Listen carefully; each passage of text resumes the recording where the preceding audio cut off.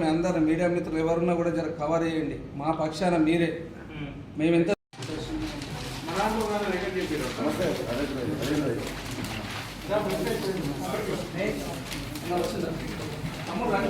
ఇట్లా చూడండి.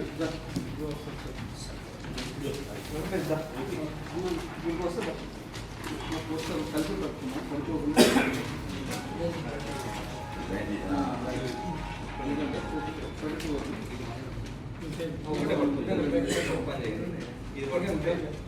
జై బీసీ, జై బీసీ, జై బీసీ, జై బీసీ. కవితగారి నాయకత్వం.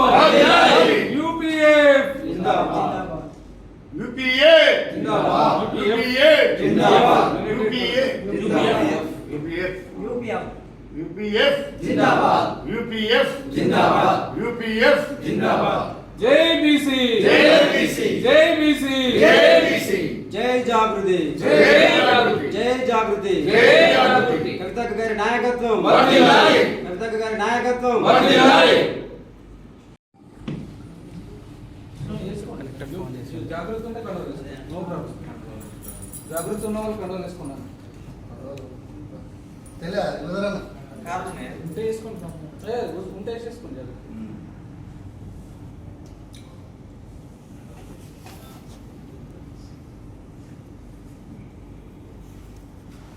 జిల్లా కేంద్రంలో స్థానిక ఆర్కే ఫంక్షన్ హాల్లో తెలంగాణ జాగృతి నాయకురాలు కవితక్క ఆధ్వర్యంలో యునైటెడ్ పూలే ఫ్రంట్ అనే బ్యానర్పై ఏర్పాటు చేసిన కార్యక్రమానికి వచ్చిన జాగృతి నాయకులు మరియు స్వాగతం.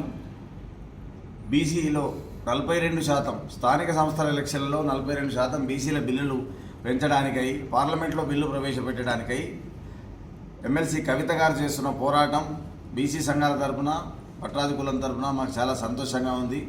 అదేవిధంగా ఈ నెల 4, 5, 6 తేదీల్లో ఇందిరా పార్క్ వద్ద 72 గంటల ఆమరణ నిరాహార దీక్ష బీసీ హక్కుల పోరాటం కోసం చేస్తున్న కవితక్కకు ధన్యవాదములు. అదేవిధంగా మా బీసీ సంఘాల తరఫున ఖచ్చితంగా కవితక్కకు మేము మద్దతు తెలిపి వందలాది సంఖ్యలో ఈ నిరాహార దీక్ష కార్యక్రమానికి వెళ్తామని చెప్తున్నాను. సంతోషం.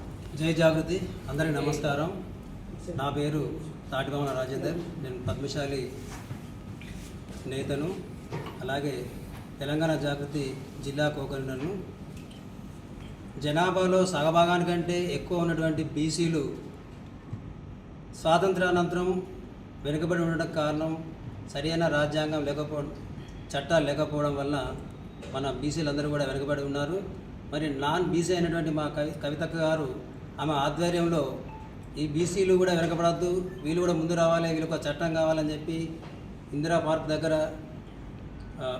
ఆమరణ నిరాహార దీక్ష చేయడం జరిగింది. ఆ దీక్షను అనుసరించే ఈరోజు రేవంత్ రెడ్డి గారు మరి ప్రభుత్వం బీసీ బిల్లు పెట్టడం జరిగింది. మరి ఆ పెట్టిన బిల్లు చట్టరూపం దాల్చడానికి రాష్ట్రపతికి పంపడం జరిగింది. ఆ పంపిన బిల్లు మరి దాన్ని ఇంకా వెనక్కి మరి చట్టరూపం రావడానికి కోసం ముందుకు రావడం లేదు. దానికి కారణం ఏదో దానికోసం ప్రయత్నం చేయడం లేదు.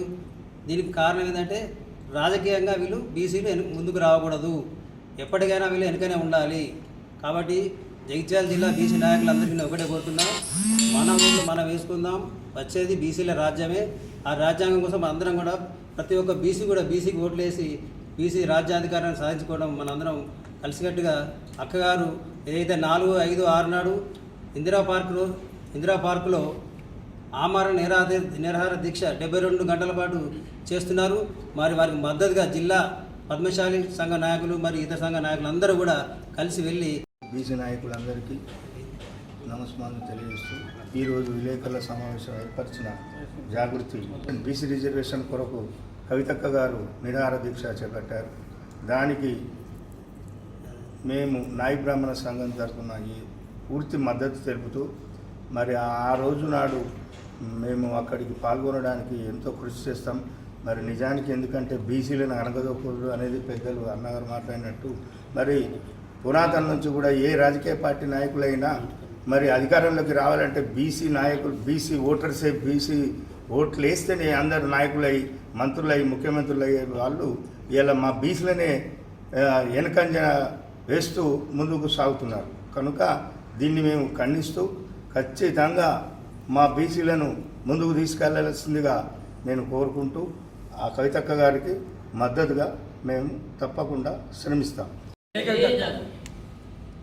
తెలంగాణ జాగృతి అధ్యయనం లోపల బీసీలకు మద్దతుగా అధ్యక్షురాలు కల్వకుంట్ల కవిత గారు ఆమె చేసినటువంటి పోరాటంలో భాగంగా మేము ఈరోజు జగిత్యాల జిల్లా కేంద్రం లోపల ప్రెస్ మీట్గా చెప్పవలసిన విషయం ఏమిటి అంటే, ఏదైతే గత ప్రభుత్వం ఇప్పుడున్న ప్రభుత్వం ఏదైతే రేవంత్ రెడ్డి గారు బీసీలకు 40% రిజర్వేషన్ చేస్తా అని 100 రోజులు అమలు చేస్తా అని ఒక హామీ ఇచ్చి దాన్ని కాలయాపన చేస్తూ ఇప్పుడు దాదాపుగా సంవత్సర కాలం దాటిపోయి సంవత్సరన్నర అవుతుంది, అయినా దాన్ని అమలు నోచుకోలేదు. ఇక దొంగ హామీ ఇచ్చి ఓటు బ్యాంక్ బీసీలను వాడుకోవాలన్న హామీతోటి అతను కుట్ర రాజకీయాలు చేయడంతో కల్మషం లేని మా కవితక్క గారు బీసీలకు మద్దతుగా ఆమె భూస్కంధాలపై ఈ యొక్క పోరాటాన్ని తీసుకొని బీసీలను లెక్కబరుస్తూ ఆమె అనేకమైన నిరాహార దీక్షలు వేసి మళ్ళీ మొన్నటికి మొన్న రైలు రాష్ట్రాలు ఒక పిలుపు కూడా ఇవ్వడం జరిగింది. ఇలా అనేక కార్యాలయాలు బీసీ చేసి వెళ్తున్న తరుణం లోపల ఇది ఎక్కడికి దారి ఇస్తుందో ఆమె క్రెడిట్ ఇస్తామన్న ఉద్దేశంతో మొన్నటికి మొన్న బీసీ బిల్లు అమలని చెప్పి పబ్బం గడిపిండు. మళ్ళీ ఇప్పటికి దానిని పార్లమెంట్లో కానీ అటు రాష్ట్రపతి దగ్గర కానీ గవర్నర్ దగ్గర కానీ ఎలాంటి ఒక చర్యలకు తీసుకోకుండా ఏదో నామకే వాస్తుగా దాన్ని మాట వరకు ఉంచడం జరిగింది. ఈ తీవ్రంగా ఖండిస్తూ మేము ఈ దళితుల కేంద్రంగా కవిత గారు ఏదైతే పిలుపునిచ్చారో 4-5-6 తేదీ లోపల 72 గంటల దిశకు దానికి పూర్తి మద్దతుగా మా బీసీ సంఘాలన్నీ జగిత్యాల జిల్లా గడ్డ మీద నుంచి హైదరాబాద్ కేంద్ర పక్క ధర్నాకు మేమందరం తరలి వెళ్తామని రేవంత్ రెడ్డి గారు ఏదైతే ఉందో మాట ఇచ్చిన ప్రకారంగా కేంద్ర ప్రభుత్వాన్ని పార్లమెంట్లో గవర్నర్ గారికి నివేదించే విధంగా మేము ఒత్తిడి తీసుకొస్తామని అక్కగారి ఆధ్వర్యం లోపల మేము ఎంతకైనా ముందు సిద్ధంగా ఉన్నామని బీసీ తరఫున మేమందరము ఐక్యంగా ఉంటామని కోరుతున్నాం. జై. నా పేరు పెద్దాపురం కుమారస్వామి రజక, యునైటెడ్ పులే ఫ్రంట్ రాష్ట్ర కో కన్వీనర్ మరియు ఉమ్మడి కరీంనగర్ జిల్లా ఇన్ఛార్జ్.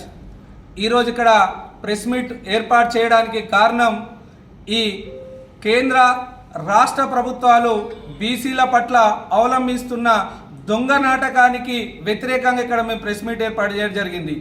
అయ్యా, ఈ రాష్ట్ర కాంగ్రెస్ పార్టీ బీసీలను మోసం ఎలా చేస్తుందో మీకు ఒక 2 విషయాల్లో చెప్తాం.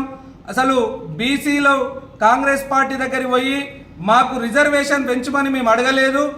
నువ్వు ఒక పిసిసి అధ్యక్షునిగా ఉండి రాష్ట్రమంతా తిరిగి ఎవరిని మోసం చేస్తే నేను అధికారంలోకి వస్తా అన్న ఒక దురాలోచనతోటి బీసీలు అయితే వీళ్ళు ఖచ్చితంగా మోసపోతారని చెప్పి మా బీసీల గురించి కామారెడ్డి డిక్లరేషన్ అని పెట్టి 42% అమలు కాదు అని నీకు తెలిసినా కూడా 42% ఇస్తామని చెప్పిండు.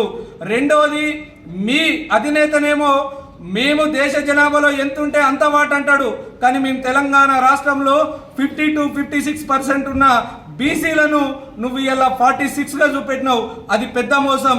రెండోది, 46గా ఉన్న బీసీలను 42% ఇస్తా అన్నావు, అది ఇంకో రకంగా మోసం చేసినావు.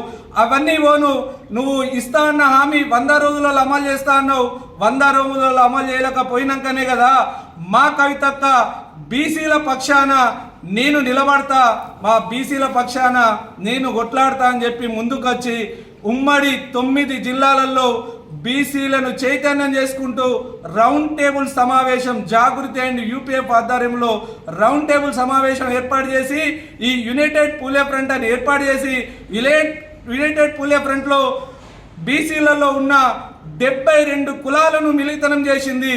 కొన్ని కులాలకు మాట్లాడే వేదిక లేదు. బీసీలలో పాములు అనే కులం ఉంది, ఆ కులం వారిని కూడా వెతికి తీసుకొచ్చి ఆ వేదికలలో మాట్లాడించి అయ్యా నీకు ఎలాంటి ప్రాబ్లమ్స్ ఉన్నాయి, రాజకీయ నాయకులంటే పోతే వినతి పత్రాలు ఇచ్చి ఎల్లగొట్టి పంపించేవాళ్ళు, అలా కాకుండా ఒక్కొక్క రౌండ్ టేబుల్ కాడ కవితక్క 3-4 అవర్స్ స్పెండ్ చేసి ప్రతి ఒక్క బీసీ బిడ్డను మాట్లాడించిన దాఖలాలు ఉన్నాయి.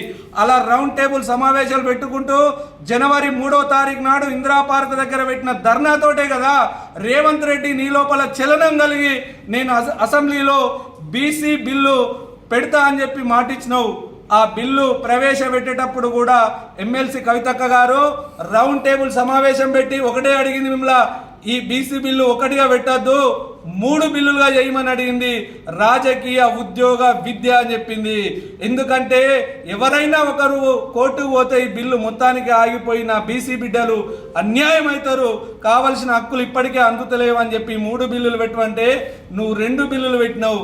అయినా కూడా 3 బిల్లులు పెడితే ఈ ఎమ్మెల్సీ కవితక్క గారికో, యూపీఎఫ్కో, జాగృతికో ఎక్కడ పేరు వస్తుందో, ఈ బీసీలందరూ ఎక్కడ వాళ్ళను హక్కున ఏర్చుకుంటారో భయంతో 2 బిల్లులు పెట్టినావు.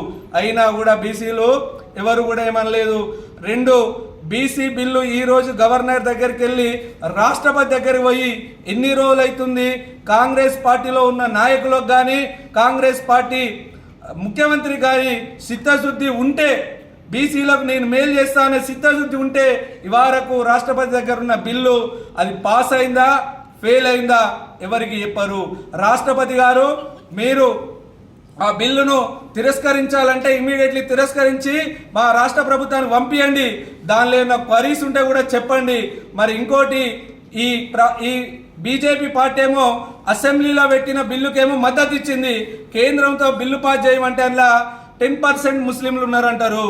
మరి అసెంబ్లీలో బిల్లు ప్రవేశపెట్టినప్పుడు ఈ అసెంబ్లీలో బీజేపీ ఎమ్మెల్యేలు లేరా? మరి ఆ రోజు నువ్వు ఇక్కడ ఎట్లా మద్దతు ఇచ్చినావు?